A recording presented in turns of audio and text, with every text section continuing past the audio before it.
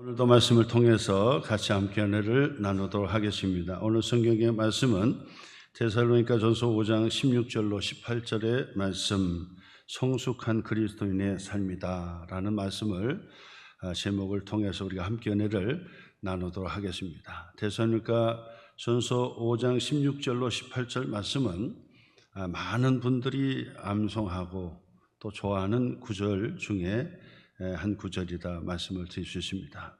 성숙한 그리스도인은 누구냐? 성숙한 그리스도인들은 하나님의 뜻을 알기를 원하고, 그리고 하나님의 뜻을 발견하면 하나님의 뜻대로 순종하여 살기를 원하는 사람이 성숙한 그리스도인이다. 하나님의 뜻을 받들고 하나님의 뜻에 순종하는 자들이 성숙한 그리스도인들이다 라고 말씀을 드리면서 오늘 성경에 데살로니가 교회와 성도들에게 주시는 하나님의 말씀은 곧 우리에게 주시는 하나님의 약속의 말씀이라고 볼 수 있습니다. 데살로니가 교회는 사도 바울이 제2차 선교 여행 중에 마게도냐 지역의 데살로니가라고 하는 곳에 세워진 교회입니다. 그 당시 데살로니가에 있는 성도들은 많은 외부의 핍박과 박해와 또 고난 가운데 그들이 살게 되었습니다. 그럼에도 불구하고 하나님의 그 구원받은 하나님의 자녀들로 성숙한 그리스도인으로 하나님의 자녀된 삶을 살아내는 것이 무엇인지를 권면해 주는 말씀이 데살로니가 전서의 말씀이 된다라고 하는 것입니다. 이 말씀을 통해서 하나님의 뜻이 무엇이고 또 하나님의 뜻을 받들어 순종하는 삶이 성숙한 그리스도인의 삶이다라는 사실에 다시 한번 도전받고 마음에 새길 수 있는 시간이 되었으면 좋겠다 생각합니다. 자, 오늘 성경 18절 그 중반전부터 보면은 이것이 있습니다. 이것은 바로 앞에서 설명한 하나님의 약속의 말씀 구절들을 얘기하는 거죠. 하나님의 말씀, 이 모든 것들이 그리스도 예수 그리스도 안에서 너희를 향하신, 너희는 데살로니가 교회와 성도들에게 향하신, 지금 우리들에게도 향하신 그런 뜻이죠. 그래서 너희를 향하신 하나님의 뜻이니라 그랬어요. 하나님의 뜻이다. 자, 하나님의 뜻이 뭘까요? 했을 때 사실 하나님의 뜻은 성경의 66권 9절 전부 다가 하나님의 뜻이다라고 말씀을 드릴 수가 있겠습니다. 그럼에도 불구하고 9절 중에 하나님의 뜻이라고 명시한 말씀이 있다라고 한다면 그거는 더더군다나 우리가 주목해야 되고, 그리고 또한 그 내용을 우리가 숙지해야 되겠다라고 말씀을 드릴 수 있습니다. 오늘 성경 본문이 그거지요. 너희를 향하신, 오늘 이 시대에 우리를 향하신 하나님의 뜻이다. 성숙한 그리스도인은 뭐라고 했습니까? 하나님의 뜻을 찾는다 그랬어요. 성숙한 그리스도인은 하나님의 뜻을 찾고 찾아요. 그리고 하나님의 뜻을 발견하면 그 뜻을 받들어 절대적으로 순종하고 그 뜻대로 살아내는 자들이 바로 성숙한 그리스도인이다라고 말씀을 드릴 수 있습니다. 자, 그렇다고 한다면 오늘 성경은 하나님의 뜻이라고 명시한 몇 안 되는 그런 본문의 말씀이기 때문에 이 말씀 중심으로 하나님의 뜻을 발견하고 그리고 그 뜻대로 순종해서 성숙한 그리스도인의 삶을 사시는 저와 여러분 모두가 되시기를 주님의 이름으로 축원합니다.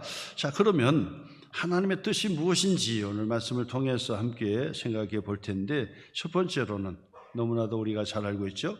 항상 기뻐하라. 이것이 하나님의 뜻이라는 거예요. 그리스도 예수 안에서 우리를 향하신 하나님의 뜻이 바로 항상 기뻐하는 것이다라고 우리에게 가르쳐 줍니다. 이것은 선택해도 되고 안 해도 되는 것이 아니라 하나님의 절대 명령이지요. 그러므로 구원받은 하나님의 자녀들은 반드시 기뻐하는 삶을 살아야 된다. 기뻐하라고 하는 것입니다. 그것이 하나님의 뜻이에요. 기뻐하는 삶을 살아야 된다. 자, 그런데 기뻐하는 삶을 살아야 된다 이렇게만 얘기했다면 내가 기뻐할 수 있는 상황에서 내가 기뻐하고, 즐거운 일이 있으면 기뻐하고, 또 복된 일이 있으면 기뻐하고, 그렇지 않은 일이 있으면 기뻐할 수 없고, 그냥 기뻐하라고 했으면 그렇게 기뻐하면 될 것입니다. 그런데 문제는 이 앞에 항상이라는 단어를 쓰고 있어요. 항상 기뻐하라는 거예요.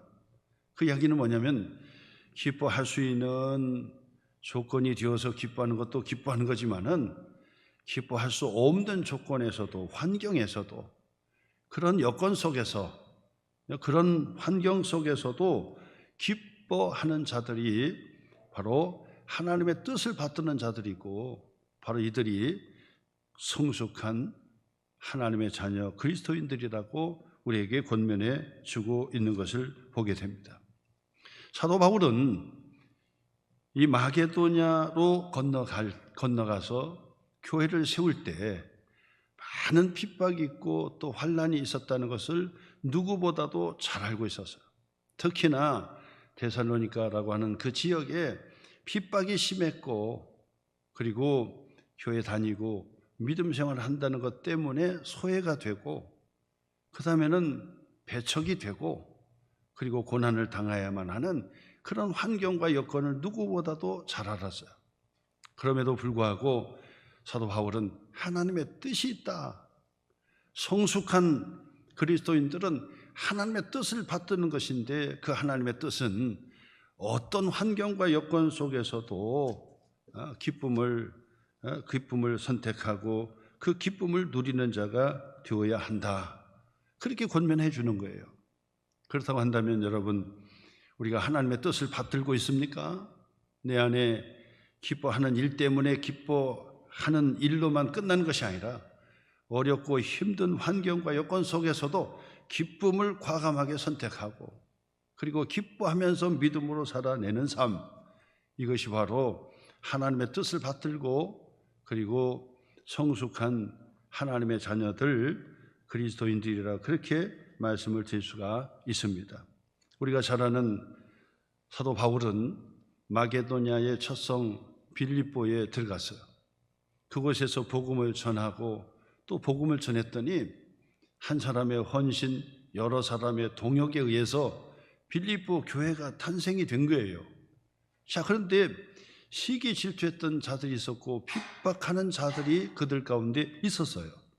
그래서 바울과 실라를 당국에 고발했고, 그 당국은 바울과 실라를 감옥에 가두게 되었던 것입니다. 자, 그런데 사도 바울과 실라는 감옥에 갇혔음에도 불구하고, 그 환경과 어려운 환경임에도 불구하고 그곳에서 하나님 앞에 기뻐하며 찬송하기 시작했다는 거예요. 기뻐하면서 기도하기 시작했다는 거예요. 그랬더니 하나님께서 기뻐하고 찬송하고 기뻐하며 기도하니까 하나님께서 기적을 베풀어 주셨어요. 갑자기 이 감옥의 터가 흔들기 시작했고, 그리고 그의 담과 벽이 다 무너져서 열려지게 됐다 하는 것입니다. 이처럼 기뻐하면서 찬송하고 기뻐하면서 기도하고 기뻐하면서 살면 하나님께서 이적과 기적의 사건을 우리에게 보여주신다는 사실입니다. 그러므로 사도 바울은 빌립보에서 그런 경험을 했기 때문에 하나님의 뜻이 뭐냐? 어떤 환경과 여건 속에서도 항상 기뻐하는 것이다.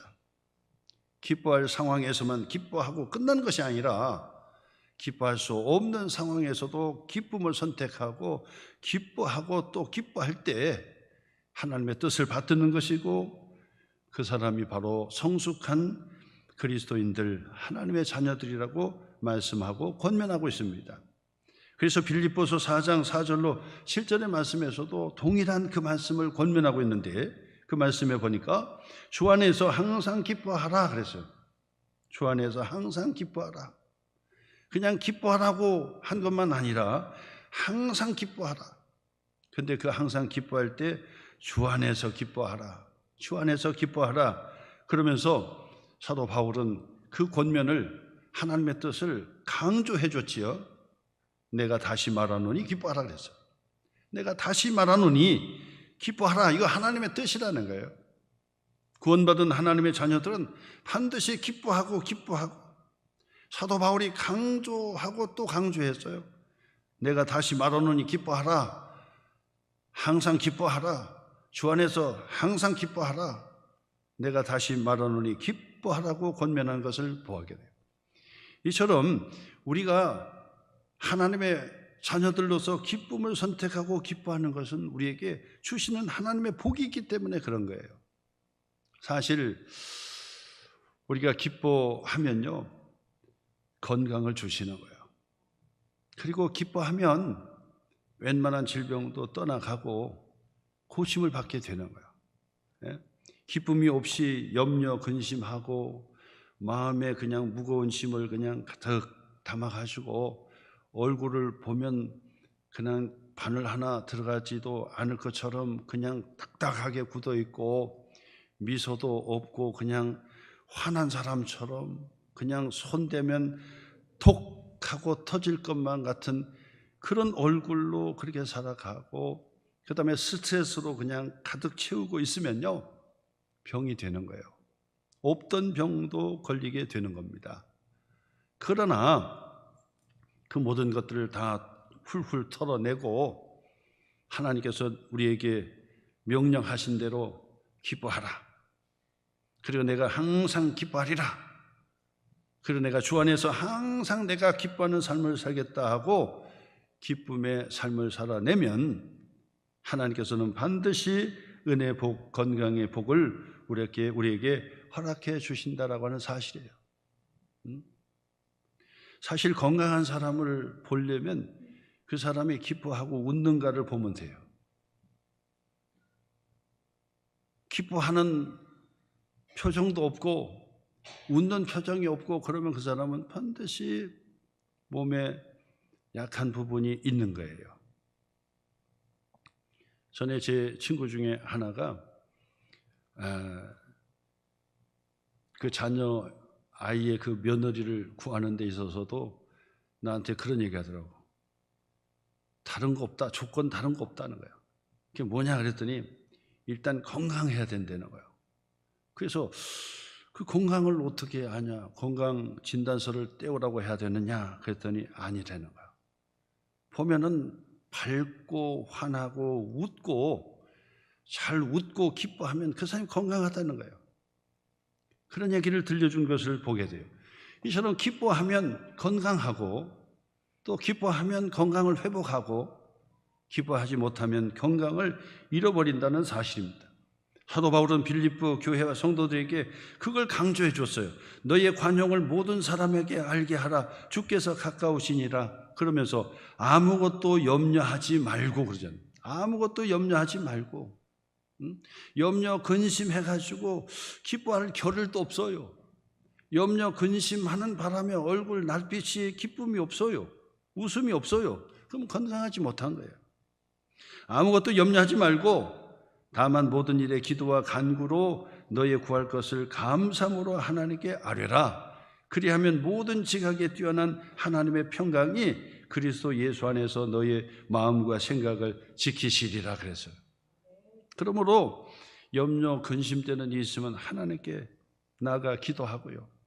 그럼 하나님께서 모든 지각에 뛰어나시다 그랬잖아요. 청각적으로 뛰어나신 분이에요. 그래서 우리의 기도를 전부 듣고 계셔요. 그래서 하나님의 평강이 그리스도 예수 안에서 너의 마음을 지켜주시고 생각을 지켜주시고 마음도 긍정적으로 지켜주시고 생각도 긍정적으로 지켜주시고 마음과 생각을 딱 붙들어서 하나님의 기쁨이 되도록 만들어주신다 그 말. 하나님께서 응답해 주신다라고 하는 것이죠. 그렇기 때문에 염려되는 일이 있고 근심되는 것이 있다면 하나님께 자꾸 맡기는 거예요. 그리고 문제되는 일이 있으면 하나님께 기도의 제목을 가지고 하나님 앞에 부르짖어 기도하는 거예요. 염려 근심할 시간이 있으면 기도하는 거예요. 문제가 있으면 하나님 앞에 다 맡기고 기도하는 거예요. 기도하고 다 맡겨버리는 거예요.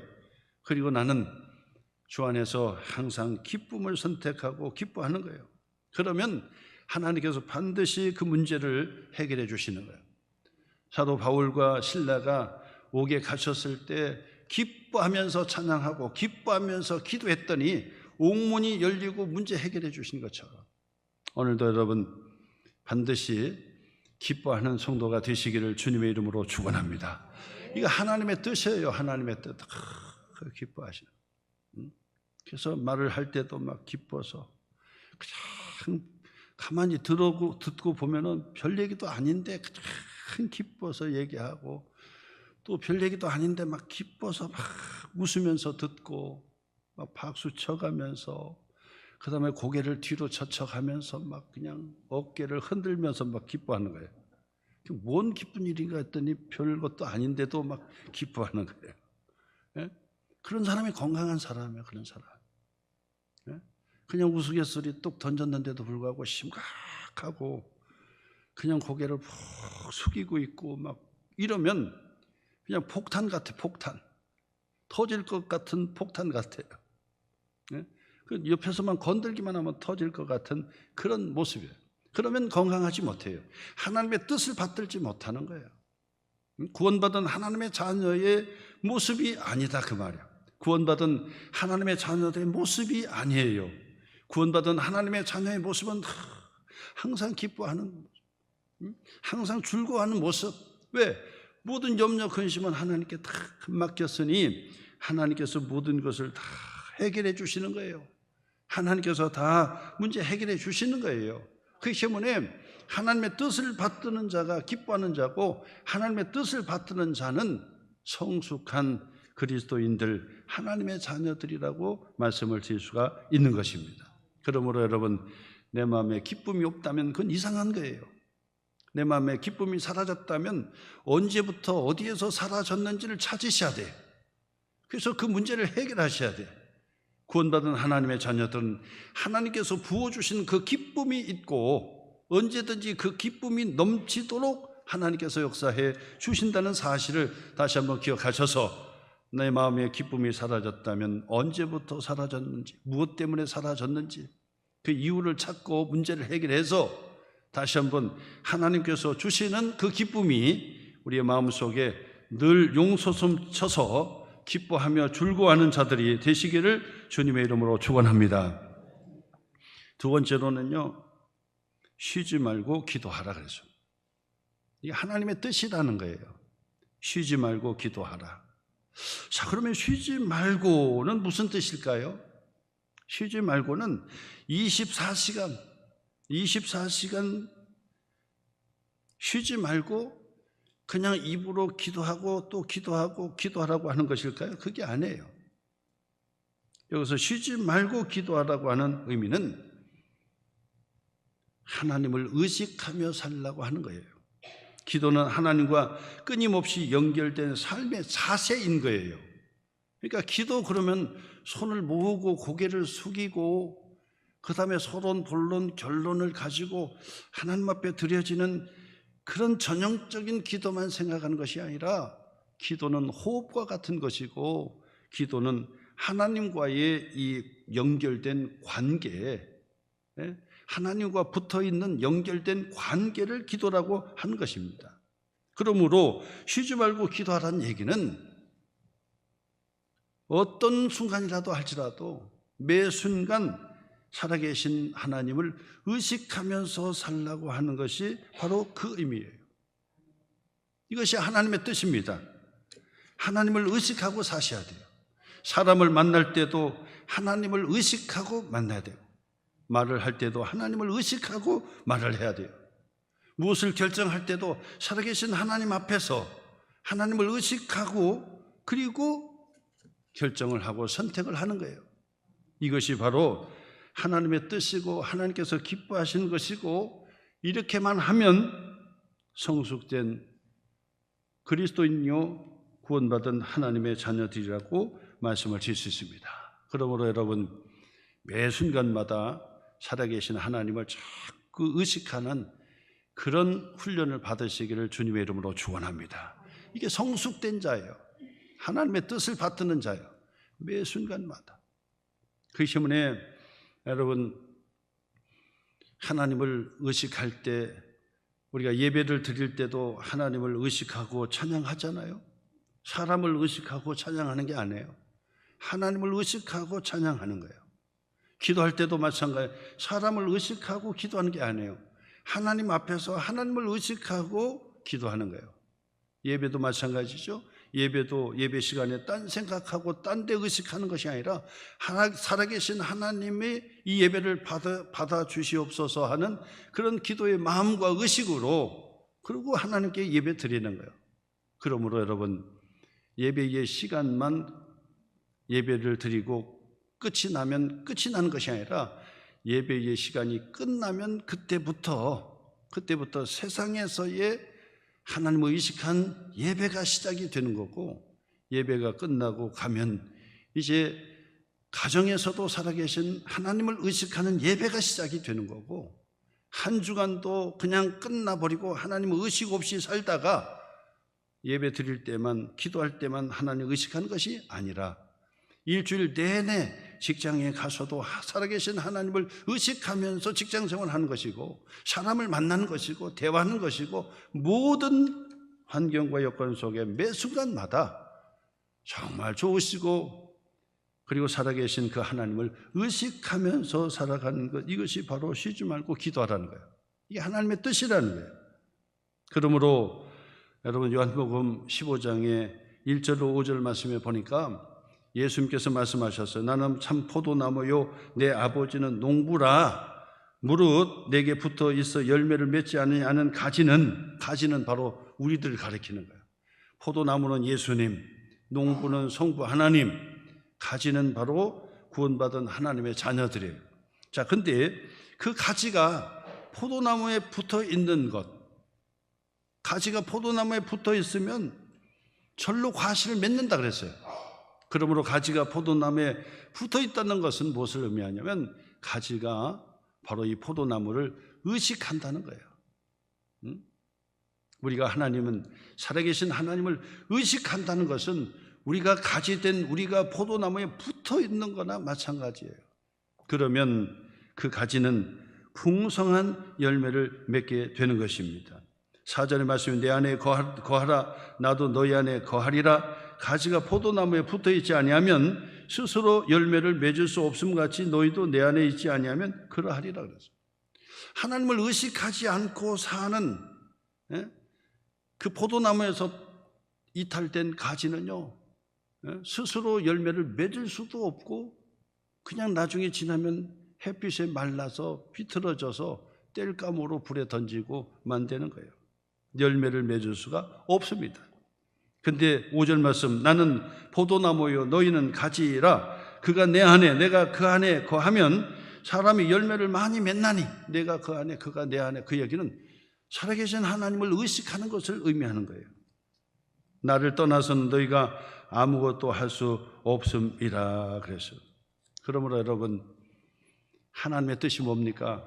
살아계신 하나님을 자꾸 의식하면서 찬양하면 그게 찬양이 되는 거고, 살아있는 찬양이 되는 거고, 하나님을 의식하면서 기도하는 것이, 그게 바로 참 기도가 되는 거고, 하나님을 의식하면서 하나님 앞에서 드리는 예배가 하나님께서 받으시고 또 하나님께서 기뻐하시는 예배가 되는 것입니다.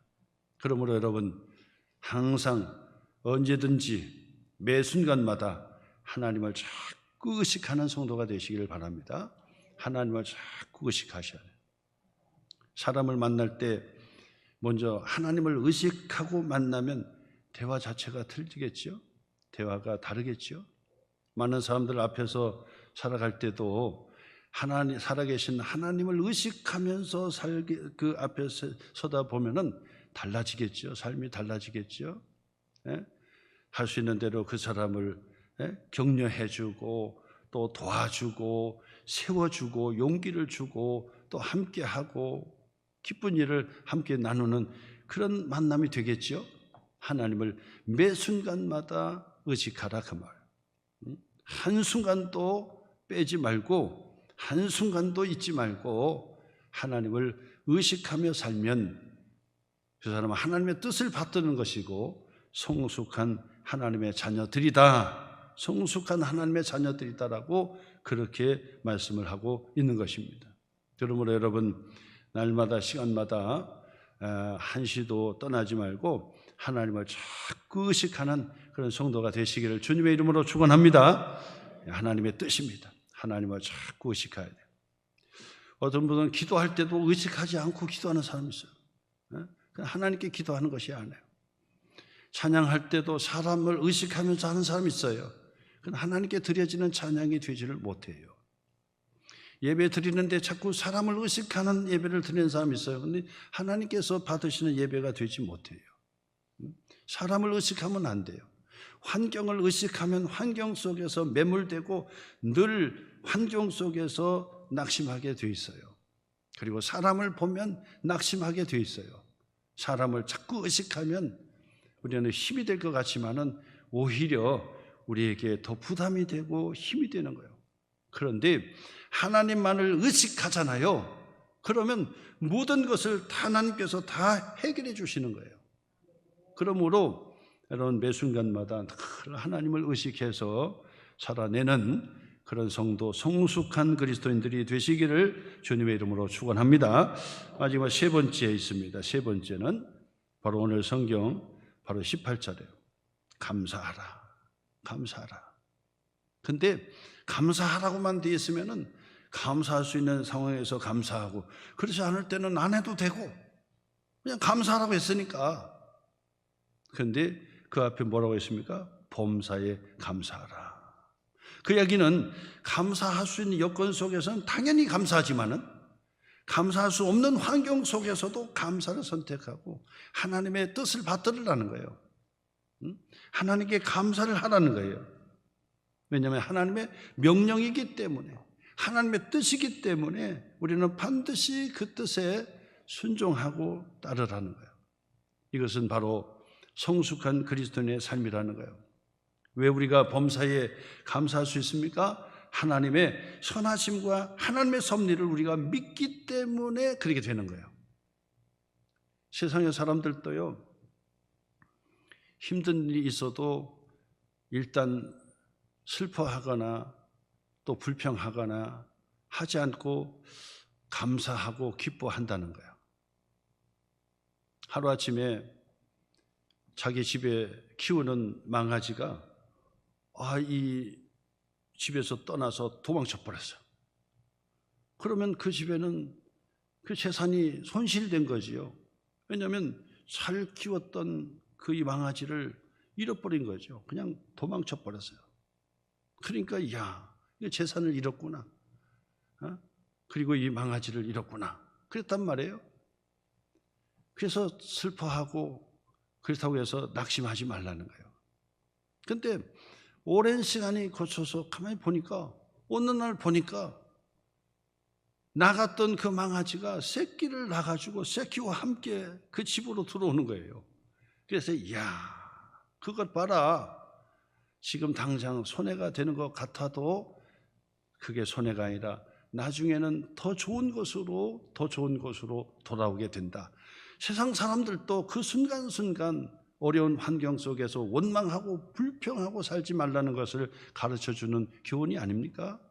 그런데 하물며 하나님께서, 선하신 하나님께서, 살아계신 하나님께서, 전능하신 하나님께서 하나님의 섭리 가운데 역사해 주신다고 한다면 지금 당장은 손해보는 것 같아도 나중에는요 30배, 60배, 100배의 축복으로 우리에게 갚아주시는, 섭리해 주시는 하나님이시라는 사실을 우리가 믿는다고 한다면 어려운 환경과 여건 속에서도 감사를, 하나님의 뜻을 받드는 감사를 실천한다라고 하는 말씀이 되는 것입니다. 우리가 잘 아는 요셉을 보겠습니다. 요셉은요 형들의 미움을 사서 하루아침에 애굽 나라, 이방 나라에 가가지고 종이 되었어요. 하루아침에 그렇게 된 거예요. 원래는 그 요셉은 알다시피 야곱의 가장 큰 사랑을 받았던 아들이었다고요. 가장 사랑을 받았어요. 자기가 사랑하는 아내에게서 태어난 아들이기 때문에, 늦게 난 늦둥이기 때문에 얼마나 예뻐했는지 큰 형들이 시기 질투할 정도로 다 알고 있었어요. 그래서 그 사랑을 받았던 아들이었는데 하루아침에 이방 나라에 팔려서 종으로 팔려서 종살이를 하게 되는 거예요. 하루아침에. 보통 사람 같으면 원망하고 불평하지요. 형들을 원망하고 불평하죠. 내가 반드시 원수를 갚겠다. 우리의 형들이지만은, 배다른 형들이지만은, 그러나 반드시 내가 원수를 갚아주겠다 라고 이를 악문다든지, 왜 아버지는 하필이면 나를 형 있는 데에 심부름 시켜가지고 이 사단을 만들었을까? 아버지를 원망하고 불평할 수도 있겠지요. 보통 사람이 그럴 수 있어요. 그런데 요셉은 원망하거나 불평하지 않았어요. 왜 그렇습니까? 전능하신 하나님을 믿었기 때문에, 전능하신 그 하나님은 선하신 하나님이신 것을 믿었기 때문에, 전능하신 그 하나님은 하나님의 섭리 가운데 역사해 주신다는 사실을 믿었기 때문에, 지금은 당장은 하나님의 뜻을 알지 못하지만은 왜 내게 고난을 주시는지, 왜 아픔을 주시는지, 왜 지금은 손해를 나게 해 주셨는지 알지 못하지만은, 그러나 좋으신 그 하나님, 선하신 그 하나님이 하나님의 섭리 가운데 반드시 더 좋은 것으로 세워주실 것을 믿기 때문에 원망하고 불평하지 않고 오히려 하나님께 감사하더라, 그 말이에요. 감사를 선택하는 거죠. 이건 하나님의 뜻입니다. 감사할 조건이 있어서 감사, 이것도 못하는 사람은 바보지요. 근데 감사할 수 없는 환경과 여건 속에서도 감사를 선택하는 거예요. 그래서 하나님께서 더 좋은 거 주시겠지, 지금은 아픔이지만은 반드시 하나님께서 회복해 주시겠지, 지금은 그 망아지 하나를 잃었지만은 새끼와 함께 반드시 돌아오는 하나님의 축복이 있겠지, 하나님의 선하심을 믿기 때문에 그가 어떤 환경과 여건 속에서도 감사를 선택하고 범사에 감사하더라 라고 하는 것입니다. 이것이 하나님의 뜻이에요. 구원받은 하나님의 자녀들의 바로 이 성숙한 모습이 바로 감사예요. 아마도 감사할 수 있는 존재는 인간밖에 없을 거예요. 동물이 감사하는 거 봤습니까? 구원받은 하나님의 자녀들이 감사를 잘해요. 주변에서도 봐도 바로 예수 믿는 사람이 그래도 말끝마다 고맙습니다, 감사합니다, 이걸 많이 해요. 신화 다니다가 무슨 일이 있어도 예 고맙습니다, 감사합니다, 아 죄송합니다, 미안합니다, 이렇게 얘기하는 사람은 다 예수 믿는 사람이에요. 그렇지 않은 사람은 감사하다는 그 말도 엄청나게 인색해요. 그렇게 잘 못해요. 그렇게 잘 못해. 왜냐하면 훈련이 안 돼서 그런 거예요. 훈련이 안 돼서. 그 감사는 하나님의 이적과 기적의 사건이 일어난다는 사실을 모르기 때문에, 감사하면 하나님께서 바로 마음의 건강도 주시고, 감사하면 하나님께서 더 큰 복을 주시고 기적과 이적의 사건을 하나님께서 만들어 주신다는 사실을 모르기 때문에 감사가 인색해요. 감사를 못하는 거예요. 그냥 당연히 넘어가는 거예요. 근데 예수 믿고 성숙한 하나님의 자녀들은 그 하나님의 축복의 원리를 알기 때문에 감사, 작은 것도 감사, 이것도 감사, 저것도 감사. 예, 감사합니다. 일단 말로 감사를 막 하냐 하는 거예요. 감사를 하면 자기 자신도 풍요로워지고, 그리고 하나님의 복을 받지만요, 감사를 받는 사람도 듣는 사람도 복이 되는 거예요. 예, 감사합니다. 그러면 참 마음이 흐뭇해지는 거죠. 근데 감사할 줄도 모르고 막 그러면 이거는 조금 마음이 섭섭해지기도 하고 우울해지기도 하지요. 그러니까 감사를 그때마다 감사를 잘 하셔야 돼요. 골로새서 3장 16절로 17절의 말씀에서도 그리스도의 말씀이 너희 속에 풍성히 거하여 모든 지혜로 피차 가르치며 권면하고 시와 찬송과 신령한 노래를 부르며 감사하는 마음으로 하나님을 찬양하고, 그래서 감사하는 마음으로 하나님을 찬양하고, 하나님을 찬양할 때도 감사하는 마음으로 하나님을 찬양하고, 또 무엇을 하든지 말에나 일에나, 말을 할 때나 어떤 일을 할 때나, 어떤 일을 할 때나 다 주 예수의 이름으로 하고 그를 힘입어 하나님 아버지께 감사하라, 감사하라. 말을 할 때도 하나님께 감사하라. 대화를 할 때도 하나님께 감사해라. 무슨 일을 할 때도 하나님께 감사해라. 그러면 이적과 기적의 사건이 일어나고요. 감사해 보세요. 그러면 정말 하나님의 기적의 사건이 일어나는 거예요.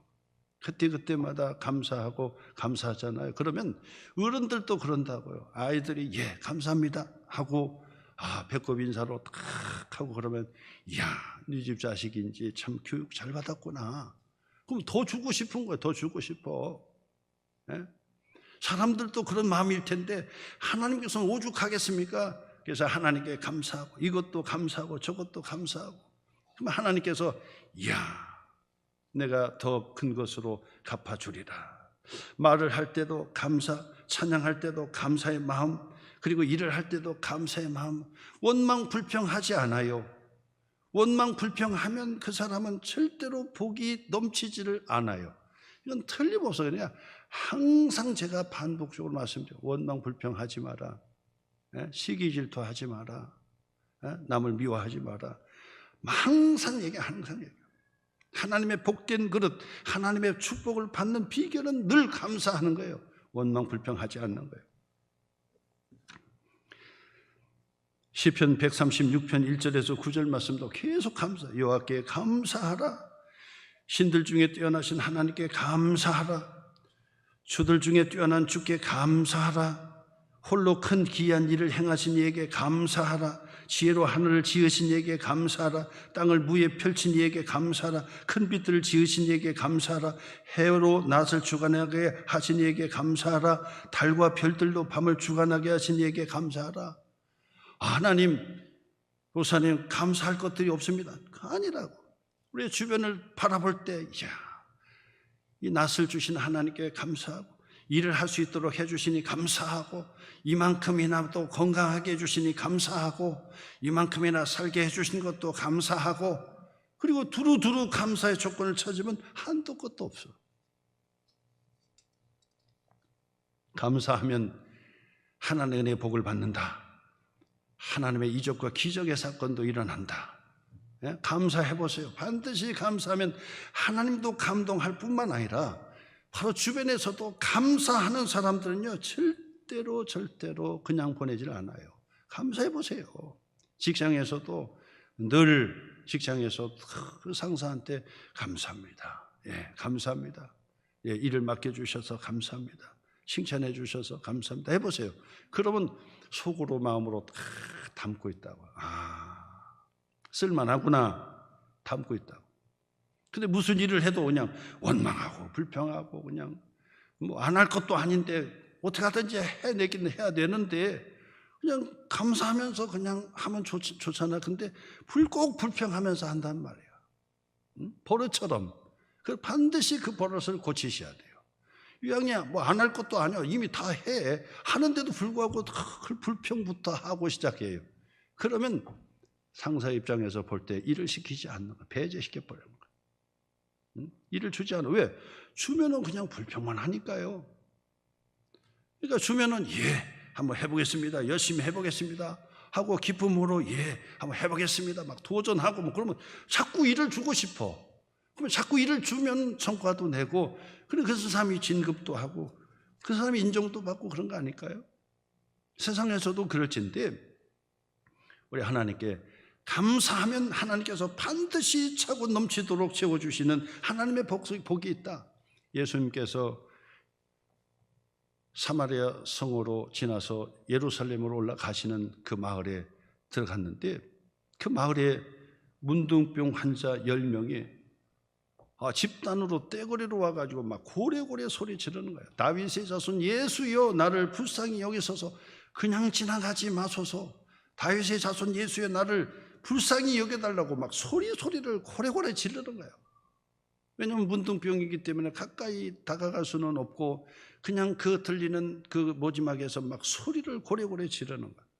예수님께서 가던 길을 멈추시고 그들을 향하여 예수님께서 말씀하셨어요. 그래 제사장에게 가서 내 몸을 보이라 그런다고요.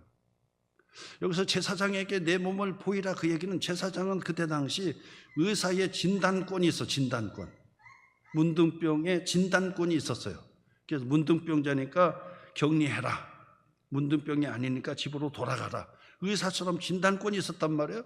그러니까 이 문둥 환자에게 바로 이 제사장에게 몸을 보이라. 그 얘기는 뭐냐면 내 몸을 고쳐주겠다는 얘기예요. 믿음으로 가란 얘기예요. 그러니까 이 문둥병자 이 10명이 수군수군하면서 그래 가자. 돌 맞아 죽을 각오를 하고 가는 거예요. 왜냐하면 문둥 환자들이 그 마을로 들어오면 돌 맞아 죽어요. 그래서 격리하는 거예요. 근데 예수님께서 제사장에게 보이라 그 얘기는 가라고, 고침을 받았으니까 가라고 하는 거거든요. 근데 여전히 문둥 환자예요. 믿음으로 가자. 돌 맞아 죽을 각오하고 가자 하고 터벅터벅 용기를 내서 믿음으로 마을로 향하여 제사장에게 가는 도중에 깨끗함을 받았단 말이에요.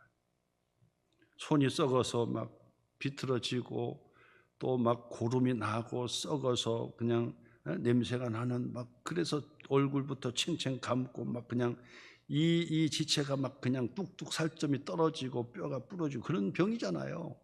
아주 고질적인 병이잖아요.